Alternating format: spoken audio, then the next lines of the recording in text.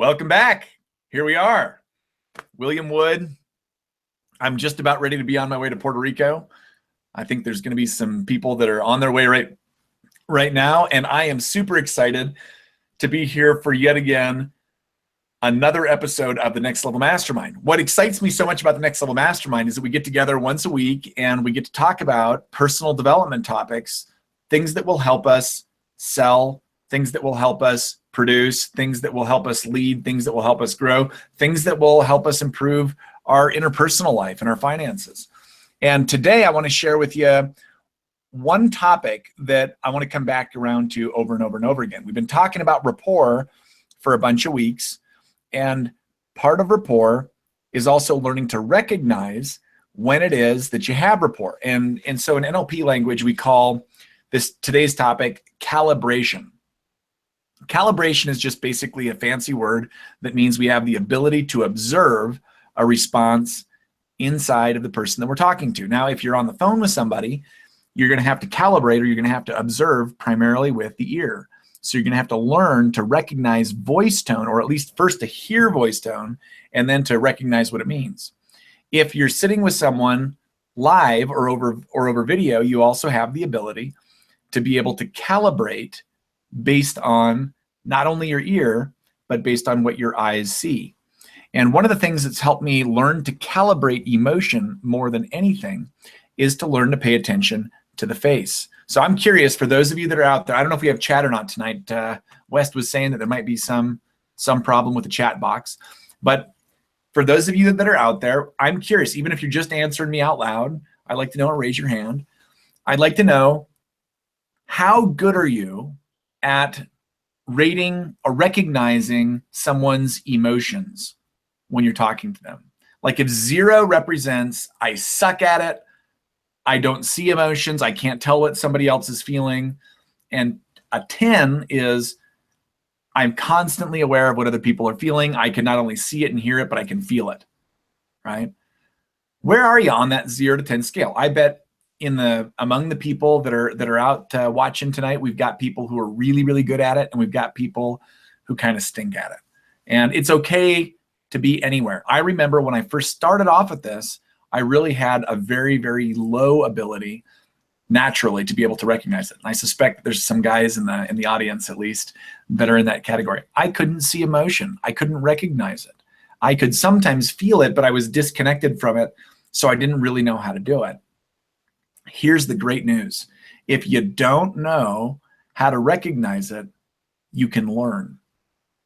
Today, through some of the exercises that I'm going to give you today, and maybe over the next few sessions, I've learned to be able to both see and to understand what emotions someone is experiencing as I'm talking about them. Now, why is that useful?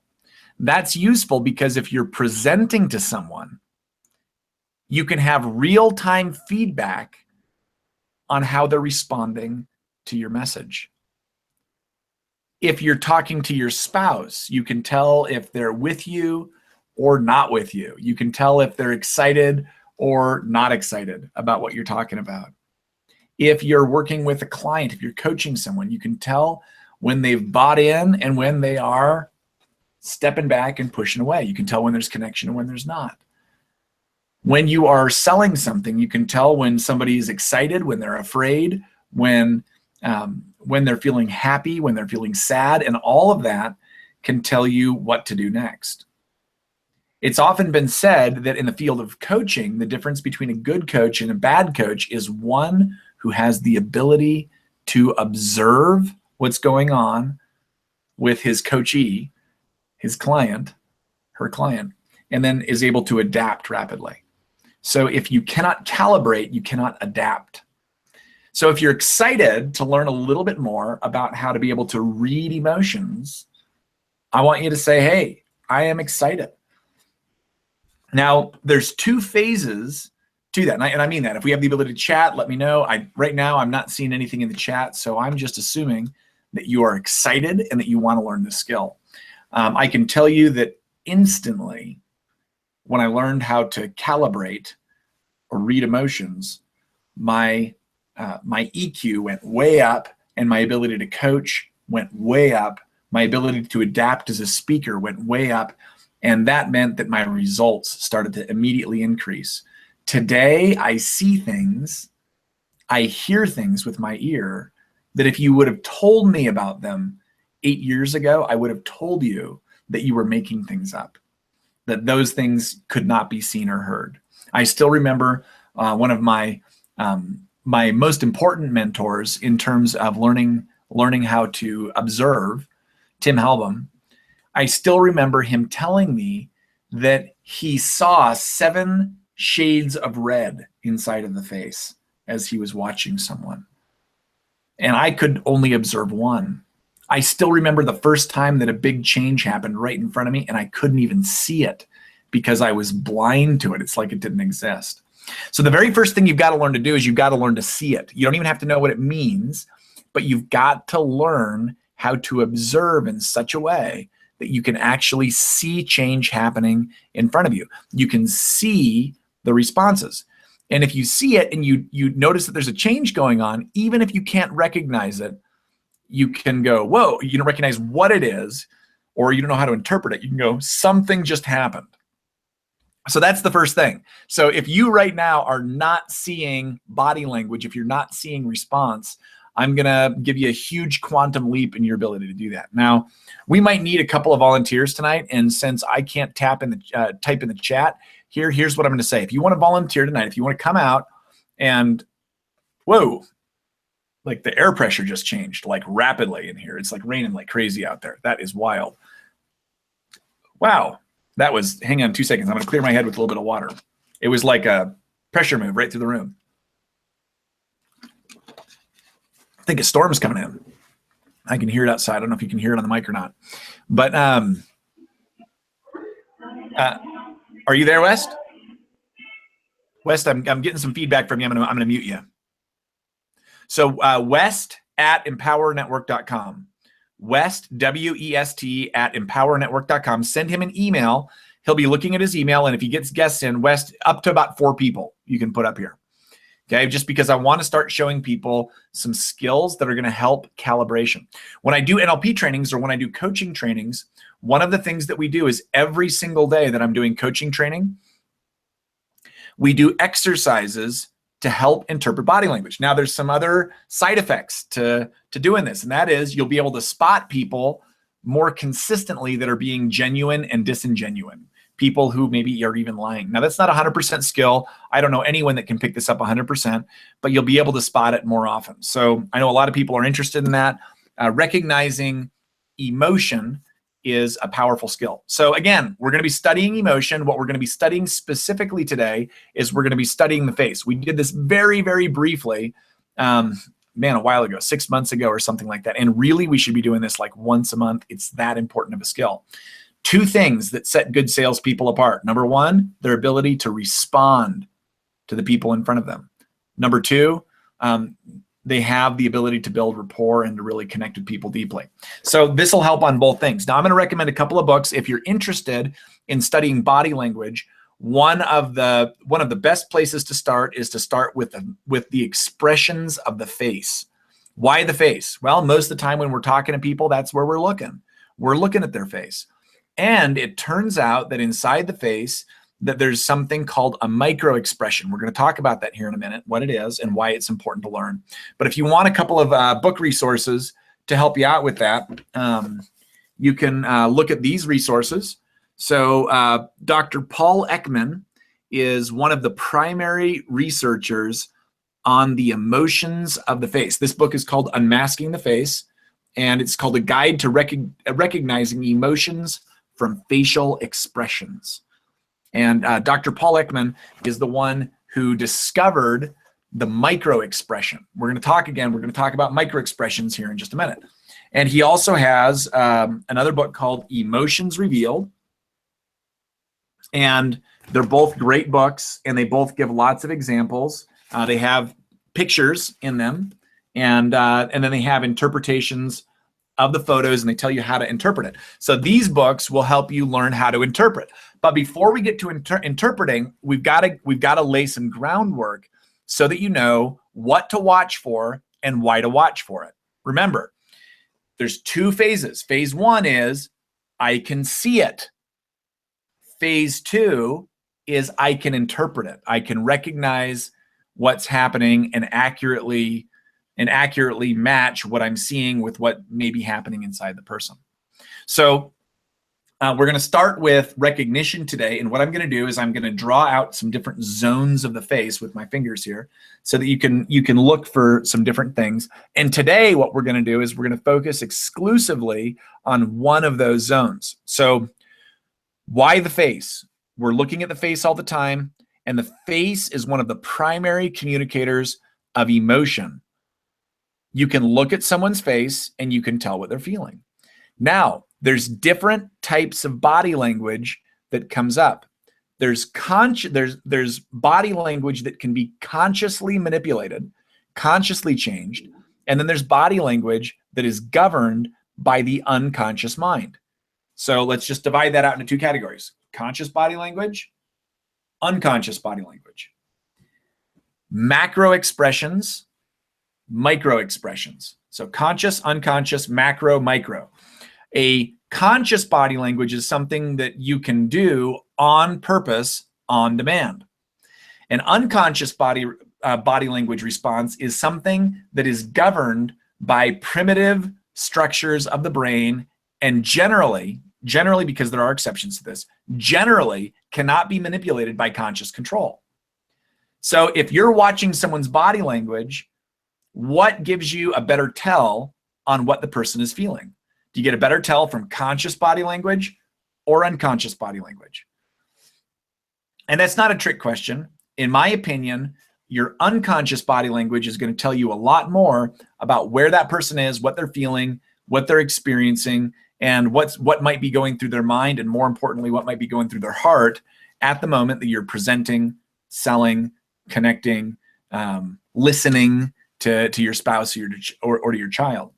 So I say look for responses that are primarily governed by the unconscious mind.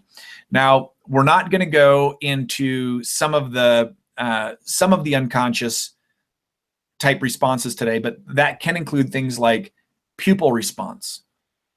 Most people cannot consciously dilate their pupils. So if you see pupils dilate, that would be something that falls outside of conscious control. Most people cannot blush on demand. Does that make sense? So like if you see someone's color shift while they're talking to you, they're not doing that consciously. Most people cannot cause their pores to open or close on demand. Most people can't do that. Most people do not control the size and thickness of the lower lip as they're talking, which means if you see the size and shape of the lower lip expand, it's probably a change. Most people cannot control micro expressions. Now I say most people because there are some exceptions to that, but they're pretty rare. Now, what's a micro expression? A micro expression is a facial expression that shows up for a fraction of a second, right? So if I smile like this and I'm holding it for a long time, that can be a consciously manipulated behavior. So if I'm smiling, while I might look happy, the question is that an accurate predictor of my happiness? And the answer is no. Why? Because people can smile and fake a smile. How many of you know you can fake a smile? And you can even see a fake smile. It's like a real forced smile. It's like my dad has this smile that my mom used to call the referee smile. It was when my dad got, he was playing basketball and the referee called something he didn't like, and he would smile because he didn't want to get, chucked out of the game.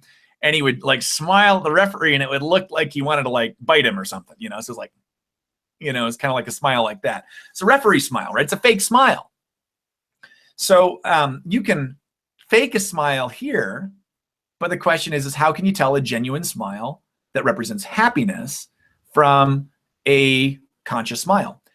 That's the difference between a micro expression and a macro expression. A micro expression is something that flashes on the face, usually for a fraction of a second, as little as 1/25th of a second, which is just that fast. I mean, faster than that. It's so fast that it shows up and it disappears. So when an expression on the face, you'll see this, like the corner of the mouth will twitch, the eyebrows will raise, the eyes will get real big, the nostrils will flare. People will do things like that, and it happens fast. When that happens, research has shown that those expressions are governed by primitive structures of the brain, and it is nearly impossible for people to fake that. In fact, the only way that micro expressions are faked is to learn to actually produce the emotional response, which is something that only trained liars and actors are usually able to do. And they're actually producing the emotion, which means you're actually getting an accurate read, right? Does that make sense? Now, Doug, I'm depending on you here for feedback because I'm not getting any chat feedback, but just give me a head nod if that's making sense, right? If you're with me, give me a thumbs up or something like that. Okay, he's giving me a smile. Okay, so I'm going to take that as a yes. And Ray, if you're following and that makes sense, give me a good thumbs up. Okay, cool. So we've got a couple of volunteers out, and we're going to have them just tell stories here in a minute once I break down the zones. So this is interesting stuff, right? So we're distinguishing between these rapid fraction of a second changes in facial expression that are transitory, meaning they come and they go. They come and they go, like as fast as they come, they go.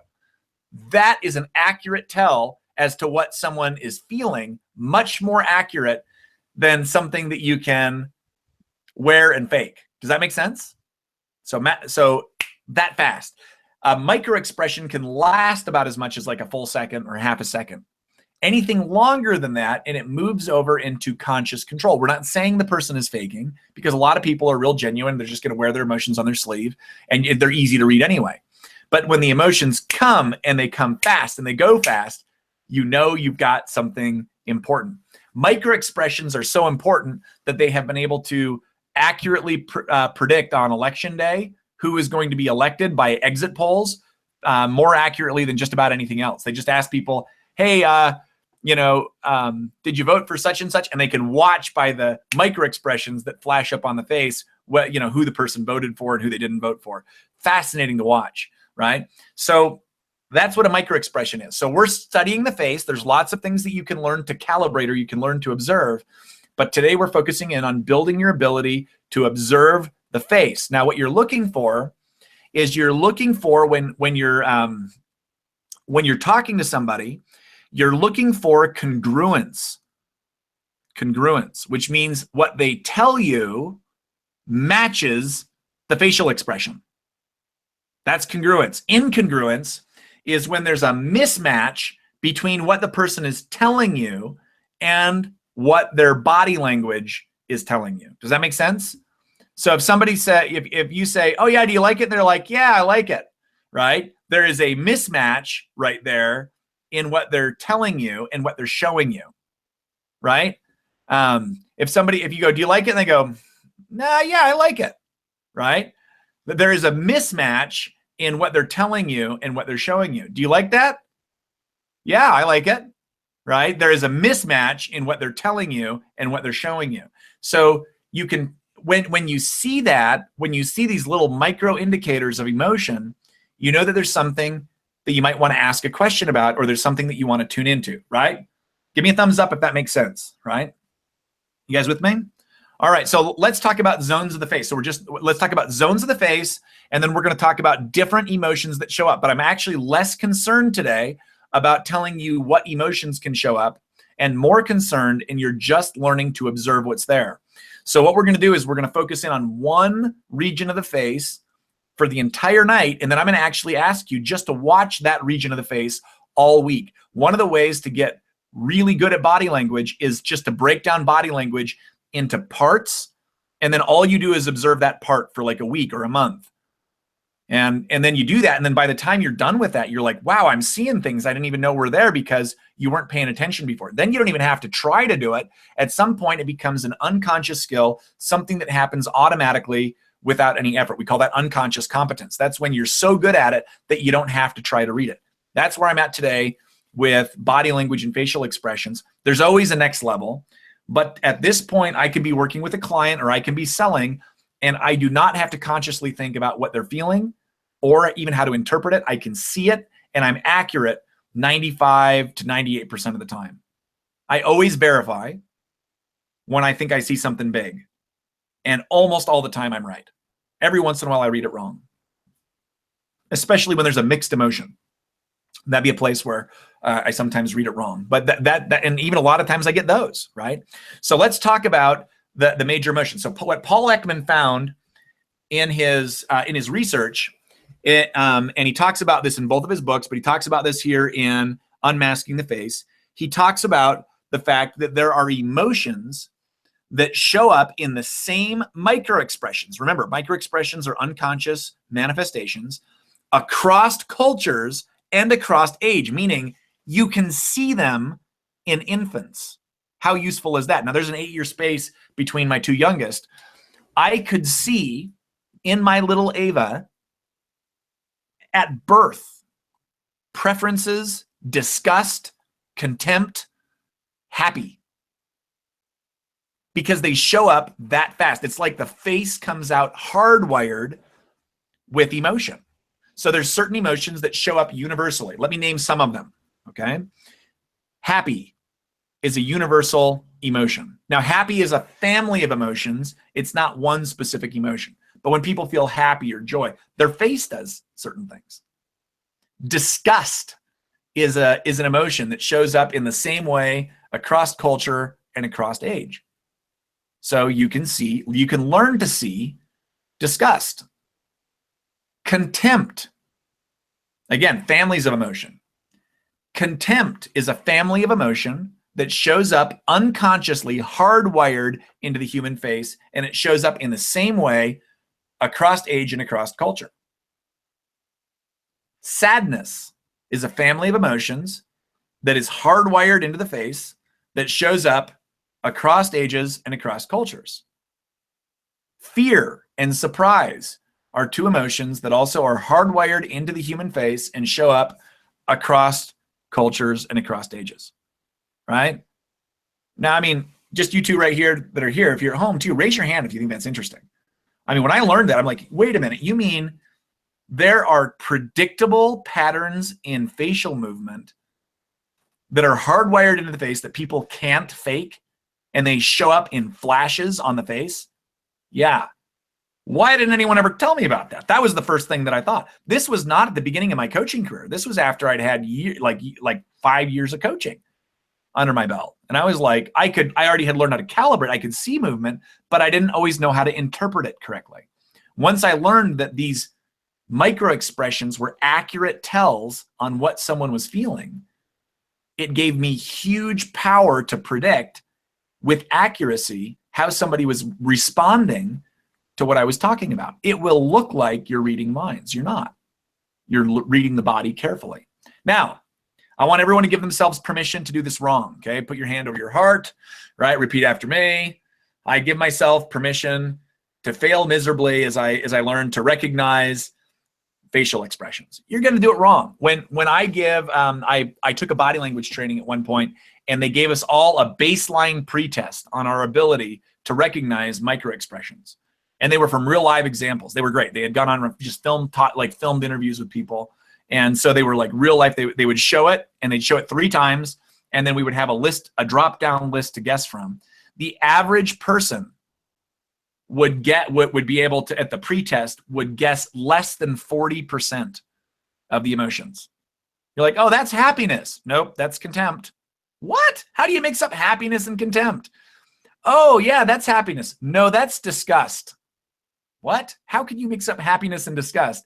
Oh, yeah, that's sadness. No, that's fear. What?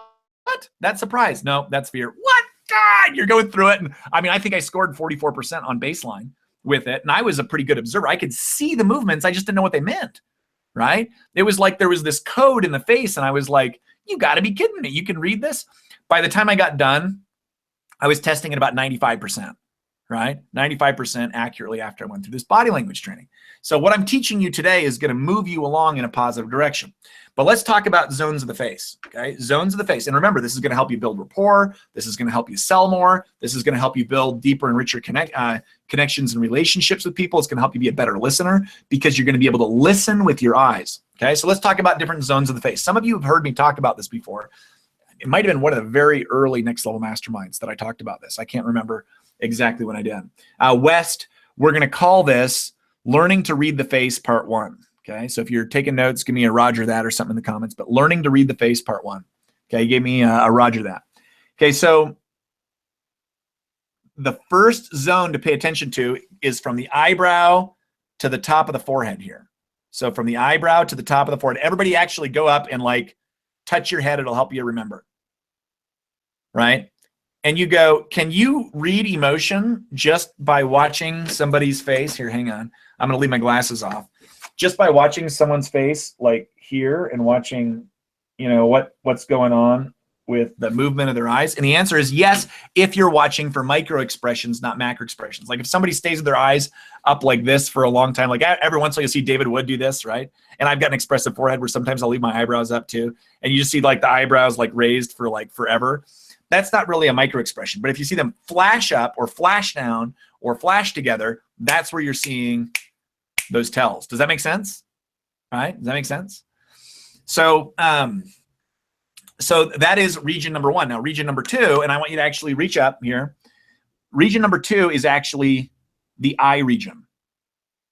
So you're looking right at the eyes. It helps to actually touch because it'll lock it in.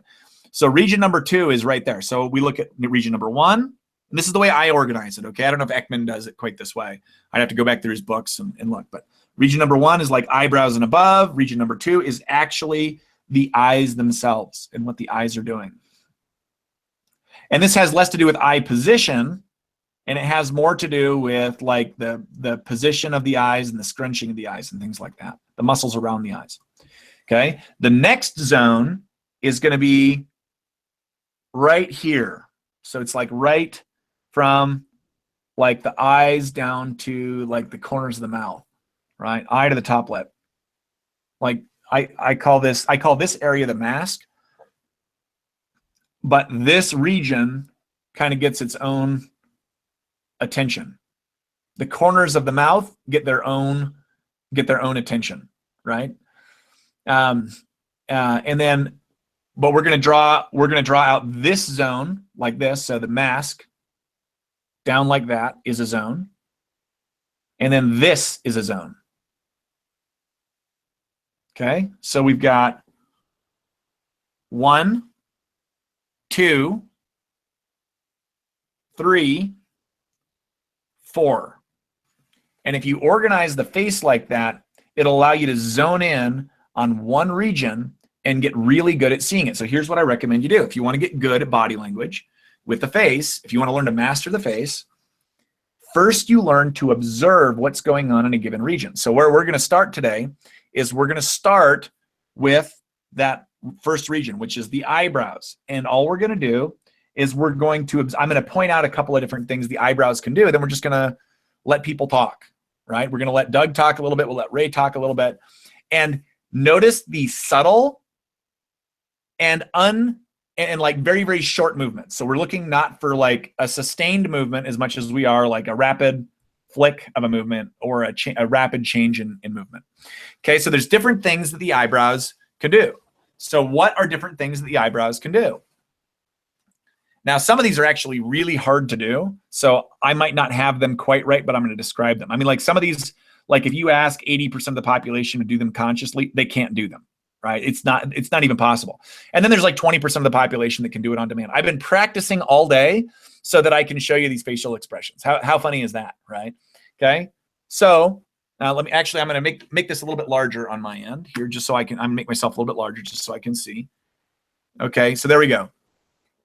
So this is one thing that the eyebrows can do, right? So they're kind of like, hang on. That's what I'm talking about. Like I can hardly do it. This is hilarious, right? I'm trying to show you guys. So it's like this kind of movement. Now, again, it's different just to hold the eyebrows like that than it is, and I can't do it, to flash them. And that's not a flash. You can see that's a conscious movement of the eyebrows versus something that happens automatically and effortlessly, right? Does that make sense? That flashes. So again, this kind of movement is one kind of movement that the eyebrows can do. We're not going to learn to interpret right now, just learn to watch it. Having the eyebrows raised like this, just straight up, is something that the eyebrows can do, right? Just like that, right? Having the eyebrows raise up and come in at the same time is another kind of action. So like when they're like this and they're kind of like a big arch versus like, hang on, this is what I'm practicing again. So this is hilarious, guys, right? I'm just trying to demonstrate it. Like they're raised now and slightly up, just like there's tension like right here in this area. Can you see the difference? Straight up and then raised with tension there.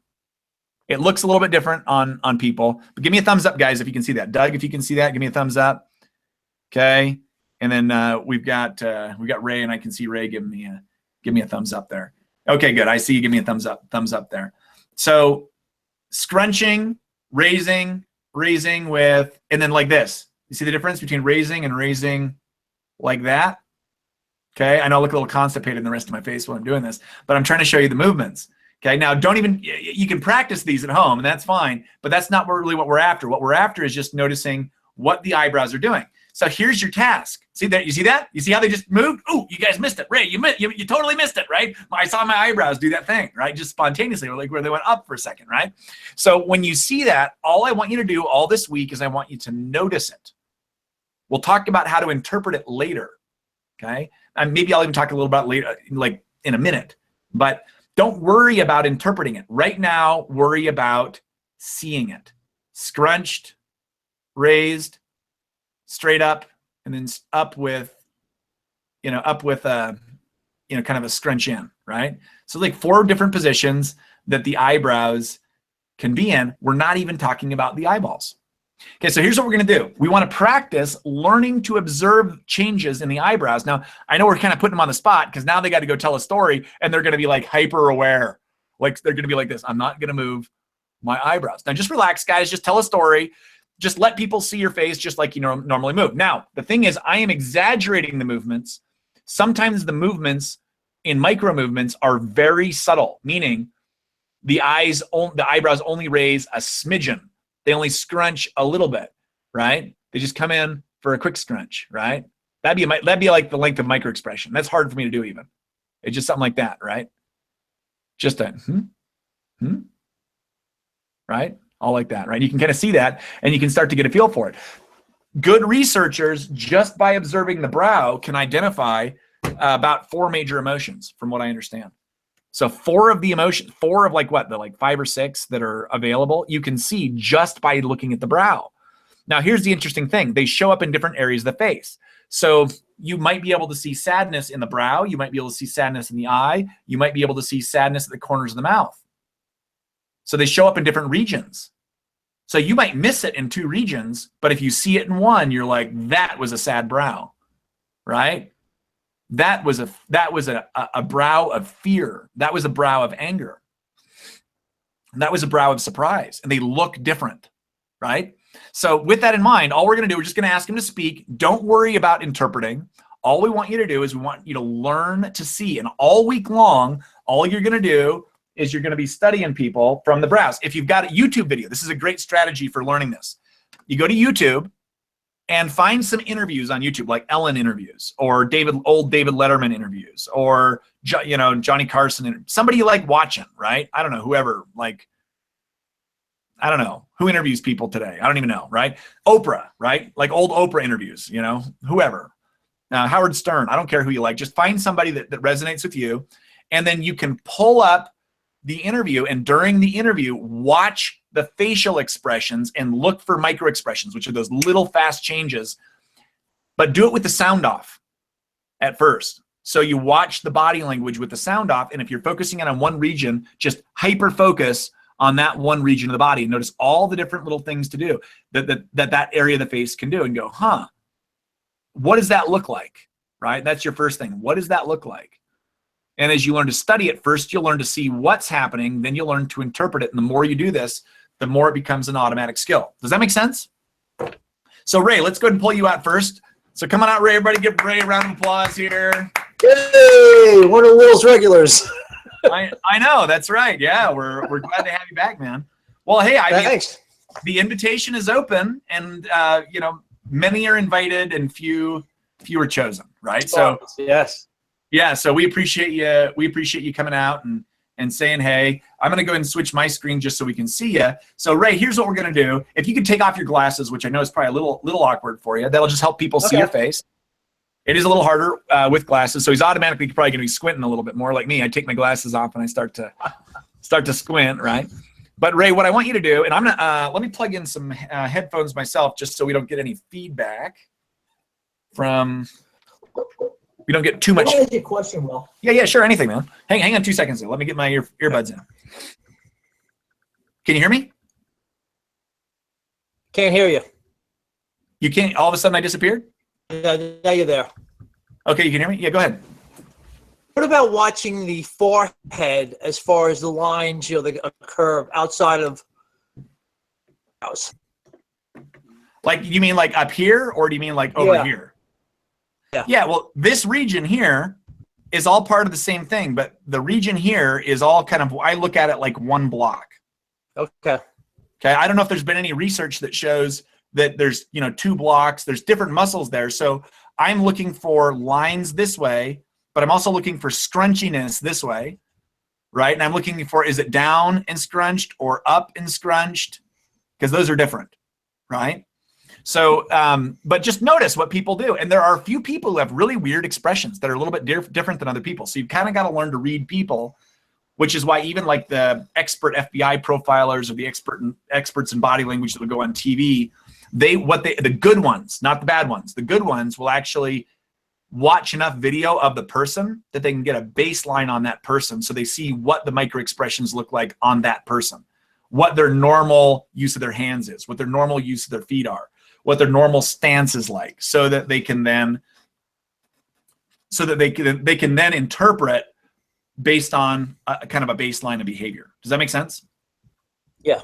Hey, cool. All right. So all we want to do is just tell us something, tell us a story, something that's moved you over the last little while, positive, negative, doesn't really matter. And what I want everyone to do is I want everyone to pay attention. We can see his forehead just fine. I won't make him take off his hat. So from the eyebrows up, I want you to notice what he's, like I said, now he's super self-conscious about it, right? But yeah, he's just going to be like this the whole time. Not just relax, tell story. And it doesn't even matter what the story is. We could actually have you mute your sound and watch it and just notice what's there, because you're going to practice looking at a region of the face maybe you haven't ever really hyper-focused on. So go ahead, Ray. The floor. I'm going to mute myself. Floor is yours. Take a couple minutes. Okay. Well, it's interesting. Today I was online and I saw Lawrence Tam had posted something on his wall, so I went and checked it out, and it was that today was the 5-year anniversary of him quitting engineering. And it's really strange, because in looking at my timeline this morning on what happened on this day in the past, today is the 3rd-year anniversary of the day when I got laid off from my last job. So it was really interesting that both of us had this on the same day. So it was pretty exciting. And then that just came up on how I could respond, positive emotions about it, because for me, getting laid off was probably the best thing that ever happened. It took me 6 months to realize I'm going on interviews, going on sending out resumes, don't hear back from people. I'm interviewing with 20-year-olds. Not that I have anything against 20-year-olds, but when you're in your 40s or 50s and you're interviewing with people that don't have a clue on your experience and what you have to offer, it makes it very difficult. So that's when I started looking online, and first thing I found was this online company that was doing websites called Empower Investments. And I got taken for $5,400 there. But then I found Empower Network through a video, about iPass and all this other stuff, and it was really interesting. So I jumped in on that, and here I am, still going at it strong. And Lawrence and I have that same anniversary date. Well, hey, happy anniversary, man. Thank you. Yeah, that's awesome. Doug, actually, go ahead and join us here. You've got headphones on too. Come out and join us. I want to talk to you, Doug, and I want you to tell me what you saw. Okay, so we're just gonna we're gonna say this. First off, was there a lot of movement in the forehead region? Not a lot. Was there some? absolutely there was some. So I want to know, Doug, what were some of the movement? You can put your glasses back on. What were some of the movements that you saw? Don't try to interpret them. Just what were the movements that you saw in Ray's face as he told his story? Talking about that top region.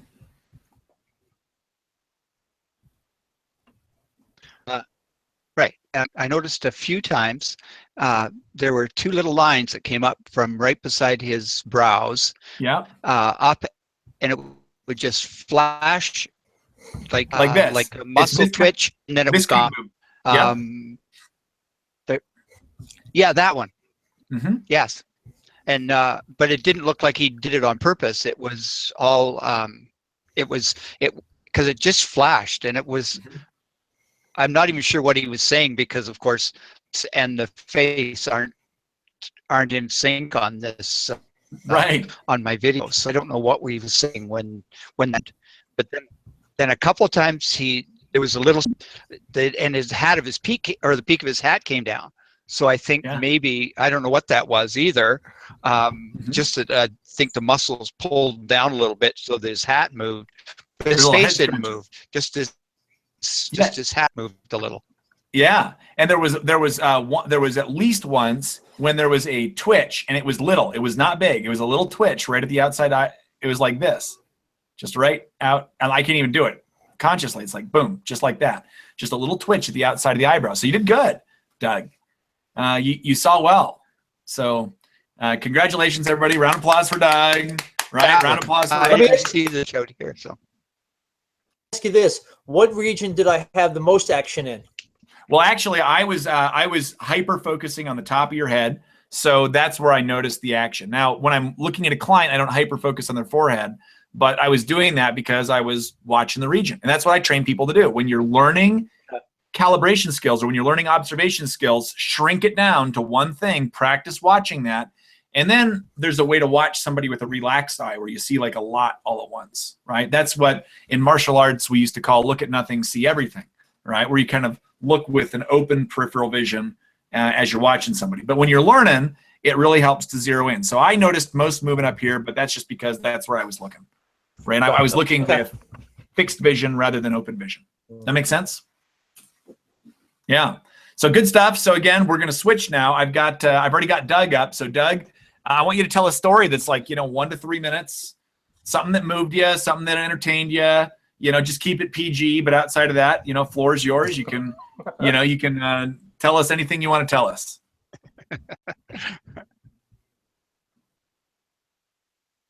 Okay. On and April 2001, remember, I was escorted out of the hospital.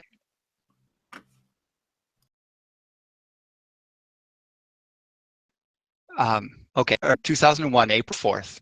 I was escorted, worked in, and relieved of my position as I was technical director of the lab, and I also was sysadmin. I had computerized the hospital, and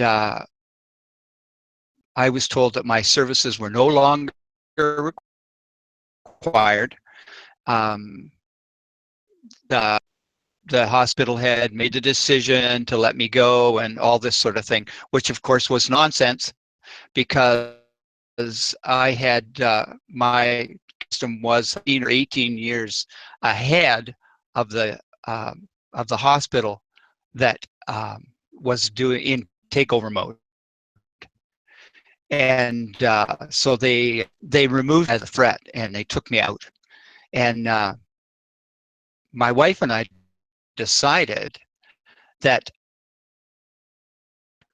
I would actually go home and be Mr. Mom. And I got to look after my two boys. They were 10 and 7 when that happened. And I had the pleasure of raising my boys. I was there when they went on vacation. I actually got my bus license, so school bus license, so that I could take them to work or take them to school and pick them up after school. I spent every week, every field trip. I had a wonderful life since then. They're now 23 and 26. And still at home, which is, well, that's one of those things about feeding them to Webcast. But anyway, I mean, I had a wonderful, right up until now, I still have it. Anyway, I don't have to finish the story. I just can just leave it still have that. Yeah, well, round of applause for him here. He's chopping in and out, at least on my end a little bit, so it's a little hard to do, but we'll pull Ray out. And Ray, I know that he, at least on my end, he was chopping in and out a little bit. But it's very choppy.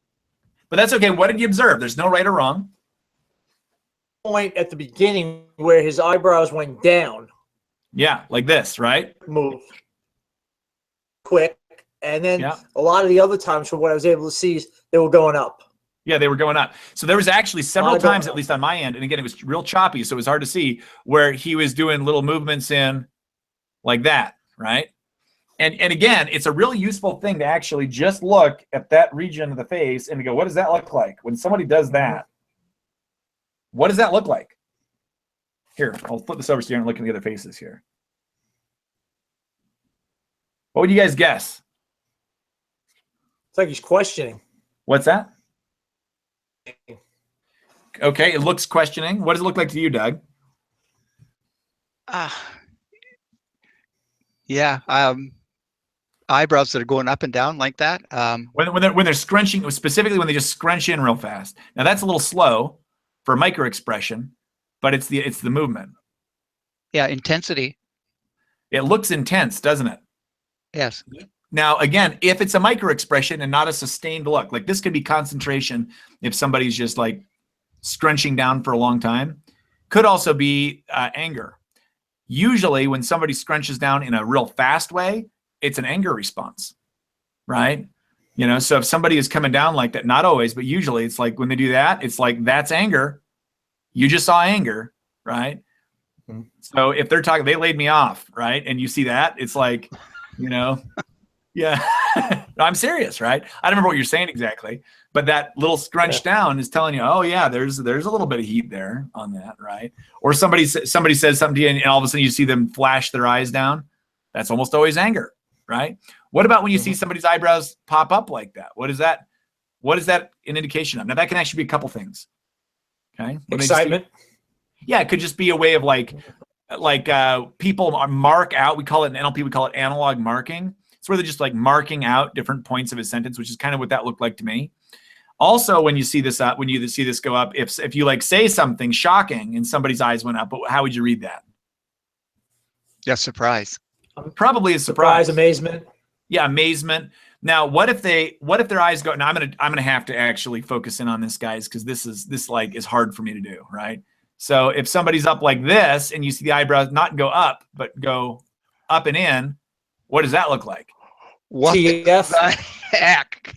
What's that? WTF? WTF? Yeah, what the? No, this would be more like WTF, like whoa, right? That's like surprise if you see them just pop straight up. But when you see them go up and there's also like action in here, so they're up and in, that's fear. And that's actually really reliable fear. Isn't that interesting? Right? Yeah. So again, don't get hung up on interpreting right now. Just get hung up on seeing them, right? Or if somebody is just like this, they're not really raised, but they're up and in. What does that look like? Yeah, I was going to say that too. George Bush. It looks like George Bush, doesn't it? Right? He was well, you know, right? I mean, now George Bush, that's the one where somebody holds it like that all the time. That's different. Actually, Jim Carrey does a lot of this kind of expression as well. Yeah. Okay? It's really hard to do. It actually took me a lot of practice just to be able to do that consciously. Like I could not do that. But when somebody has eyebrows like that, those are sad eyebrows. Mm-hmm. When you see them flash like that. Now that's not a flash. That's conscious action. You can tell the difference. In a flash, they're just like they're little movements and they flash up, right? And if it's real sad, they might sustain for a minute, right? They might, but then it'd be real obvious. They're crying or something, right? You know, or they get choked up or lose their voice. But if it's just something like that, that's sadness, right? Most of the time, right? So yeah, fascinating stuff. Are you guys learning? Wow. Yeah. Yes, definitely good stuff. Yeah. This kind of stuff will revolutionize your life. So here's what we're gonna do, guys. This time, I want you guys to watch me, and I'm just gonna tell us. I'm gonna take out my glasses. I'm gonna tell a story. I want everyone to watch. I want you to notice my face. And I've got a super expressive face. I'm not gonna hold back. I'm just going to kind of relax here for a minute, right? Let my face do whatever it does. So yeah, I'll tell you a story. Let me just think here for a second. Something that happened. Oh yeah, this is hilarious. Okay, so I'll do a couple little short stories. So we're driving up to Oregon. This is where I grew my beard. Is up in Oregon, because I was there and didn't shave, and then after a while I noticed that I was starting to look pretty sexy again. So I decided to let the beard grow all the way out. And so we're driving in the car, and my son Caleb, on the way to our friend's house, the Phillips. So we're on our way to the Phillips house, and he says to me, "So Dad, how exactly are we related to the Phillips? Like, are they cousins or something?" And then I said, "We're not related to the Phillips, buddy." And like his eyes went up, and he's like, "Really? We're not related?" And then there was like this long pause, right? And I was like, "No, we're not related at all." And then again, long pause. And then he says, "Huh, for my whole life, I thought we were related." And he goes, "That explains why they're not at family reunion, right?" And it was just kind of a funny little moment. And I mean, we got a good chuckle about that, because we've known the Phillips now for, I don't know, 8 or 9 years or something like that. And maybe a decade. And so all this time he thought that they were family friends. Okay, we'll pause for a minute. Okay, I wasn't really paying attention. I can't see anything without my glasses anyway. But what did you guys notice in terms of movement? And what did you notice in terms of difference between like conscious movement and unconscious movement there with the forehead? Because there was both, for sure. Yeah, I mean, you when you were talking about your son's response, you were very up and scrunched in. When he said, "Huh." Yeah. Yeah. Right. Which can be confusion, right? Huh. Yeah. Huh. Was going up most of the time. Very few things came down. Yeah, like lots of wiggly up eyebrows, right? Yeah. And some of that is what we call analog marking, where people are actually marking things out. I mark stuff out, so does Dave with his forehead. It's a kind of a wood trait, but it's not only a wood trait. A lot of people do it, right? We just have more expressive foreheads than many, and I have a larger forehead than many. Good. Anything else? No, yours is small. Oh yeah. Nice. You notice anything else, Doug? When you said a question, how are we related? Your eyebrows scrunch straight in. Scrunch straight in, yeah, like that. Yeah, like that. And the same thing when you went, huh, like we're not related. I mean, it was. Yeah. So that is not an anger eyebrow. That's like a huh. Like, look at that, huh? Versus like, right? That looks different, right? Yeah. It was almost like incredulity. Yeah, incredulity. Yep, you got it, right? So first you learn to see it, then you learn to interpret it. You guys are doing great. You guys are doing really, really good, right? So for time, guys, we are right at the end of the hour. I want you to write down some of your key learnings from today. I mean, key learnings for me out of today would be zones of the face to look for. Face. Mm-hmm. Yeah, micro expressions versus, conscious expressions versus unconscious expressions, and then learning to hyper focus on one area until you really learn it, right? And again, if you want to go into the research on this, you can Google it too. There's all sorts of blogs and stuff that'll talk about it. But here you can see actually some of the different micro expressions that are made. One person that's recorded, or like if you go into, here's where I'm at right now as I'm reviewing the book. You look at that and they give examples of it, and then down below in the text they describe what it means. Then they show like mixed responses and all that, and describe it. So really, really fascinating stuff.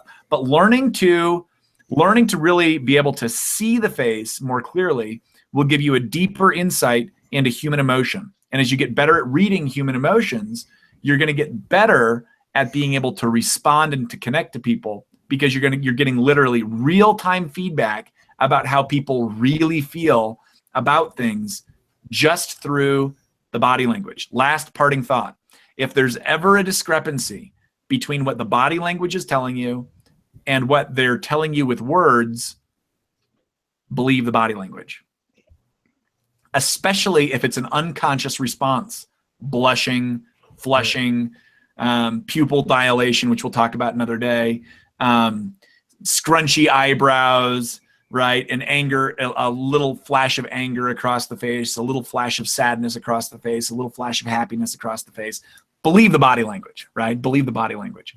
That doesn't mean you persecute people and you tell them they're lying or anything like that. It just means that when there's an incongruence, follow that. So I hope you guys learned a lot. We're going to come back in. I'm not entirely sure if next week we're going to continue with body language or something else.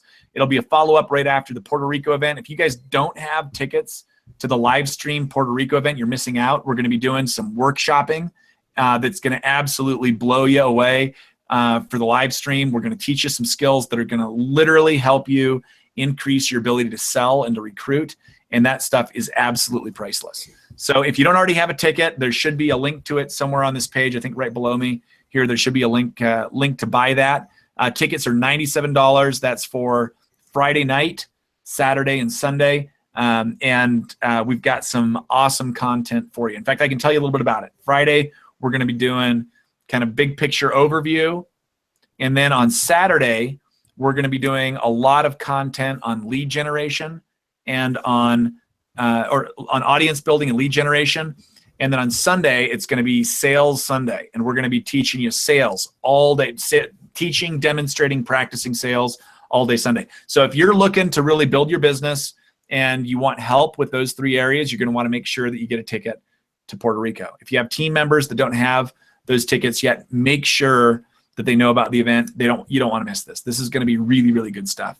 With that, guys, we will be back next Tuesday. Topic to be determined. We will be continuing body language of the face for a few weeks until we're all the way through some of the major concepts in the face and we get a chance to study all the zones.